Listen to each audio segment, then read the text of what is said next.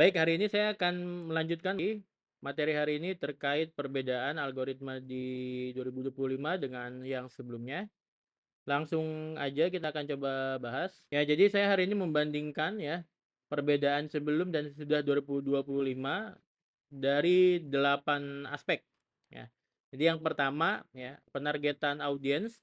Kalau yang lama manual dan spesifik. Jadi penargetan audiens yang sebelum 2025 ya, updatean terbaru sekarang, kita tuh masih menyeting iklan itu dengan audiens yang spesifik.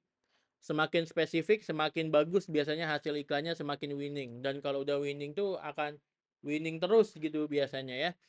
Nah, tapi hari ini kita itu tidak lagi seperti itu, di mana hari ini audiens itu penargetannya itu berbasis AI dan sinyal dari behavior si user, dari behavior atau perilaku si user tersebut. Jadi kalau dulu tuh kita seperti apa ya, seperti pilot atau seperti orang berperang tuh kita sebagai sniper.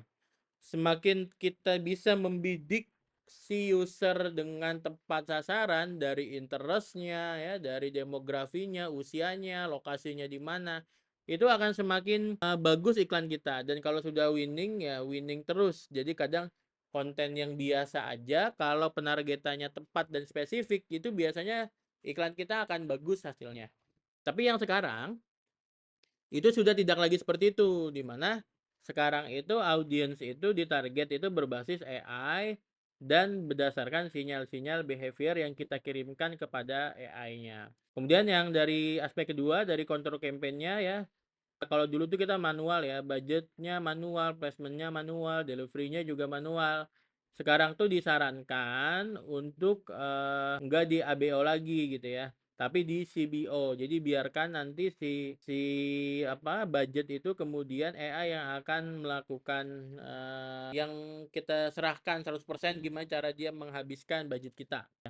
Jadi karena tadi ya si AI itu dia akan mengoptimasi dan dia akan adaptif ya, sehingga mesin learning-nya akan berjalan dengan optimal. Tapi ada kemungkinan gitu ya di awal-awal iklan biasanya di 1-2 hari karena dia base-nya to learning. Jadi ada kemungkinan dia akan butuh proses untuk sampai dia bagus gitu ya. Jadi bisa jadi di 1, 2, 3 hari pertama iklan itu akan jelek dulu hasilnya, tapi semakin lama dia bisa semakin better. Ya, dan itu perlu strategi budgeting makanya di sana. Dan itu nanti semakin lama semakin bisa kita minimalisir kalau si AI itu kemudian sudah semakin handal dalam menarget audiens yang kita terima. Kemudian dari sisi konten, kalau dulu gambarnya dan videonya itu tetap atau statis, jadi nggak bisa dirubah-rubah. Kalau kita upload gambar kayak gini ya udah begini aja. Kalau ada video ya udah video tuh ya begitu aja gitu ya.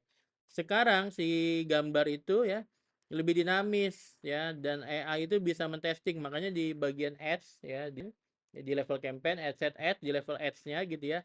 Kita itu disuruh menceklis beberapa penyerahan editing ke Meta.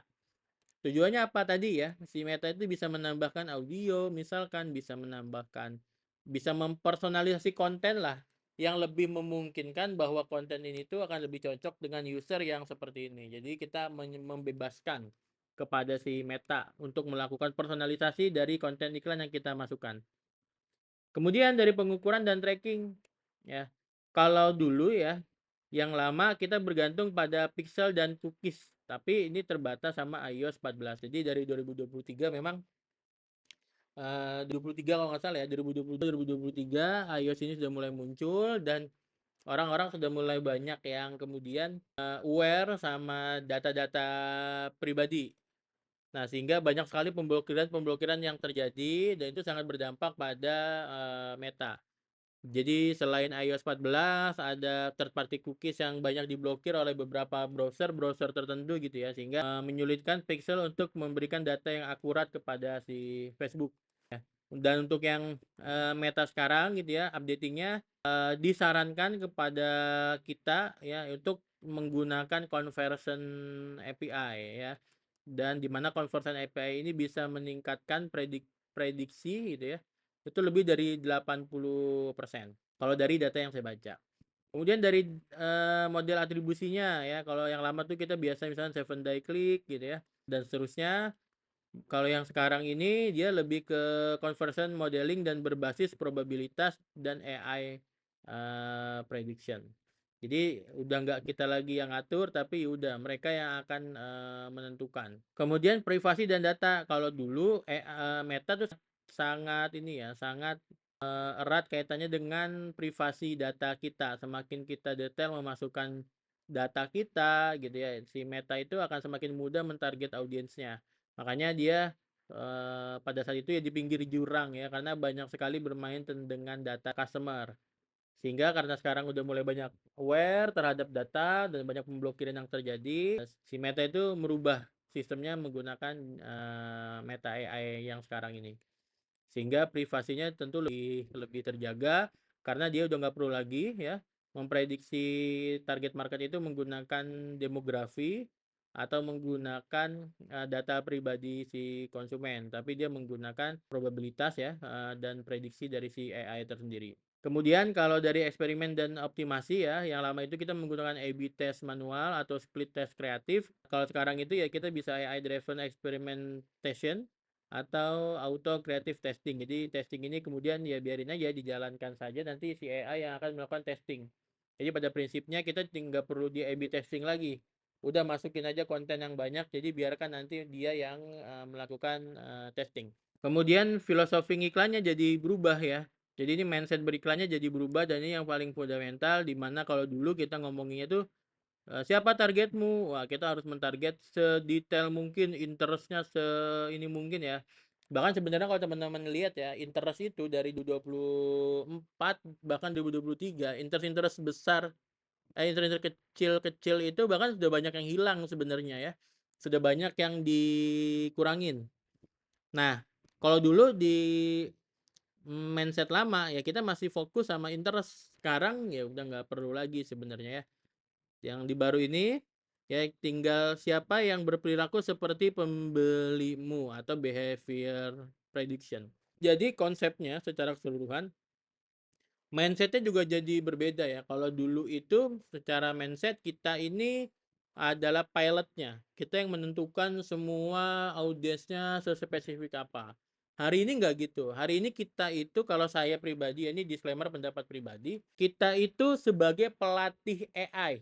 Karena tugas kita itu adalah sebanyak mungkin memberikan sinyal-sinyal kepada AI agar dia bisa belajar dan learning lebih cepat untuk menemukan audiens dan target market kita seperti apa.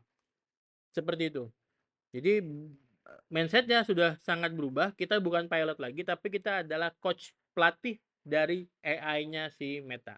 Jadi kalau dulu manual driven, sekarang machine learning driven gitu ya. Jadi evolusi Meta Ads menurut pengiklan menuntut pengiklan merubah cara pikirnya. Bukan lagi tentang siapa target kita, tapi bagaimana kita membidik sistem agar tahu siapa pembelimu. Makanya saya bilang ini sebagai pelatih AI ya.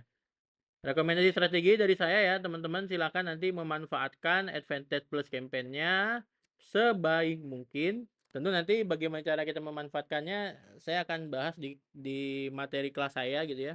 Ya, hari ini fokus pada konten dan video. Jadi kalau hari ini teman-teman punya tim iklan tapi nggak punya tim konten ya, saya sarankan untuk segera mengadakan tim kontennya dan diperkuat tim kontennya.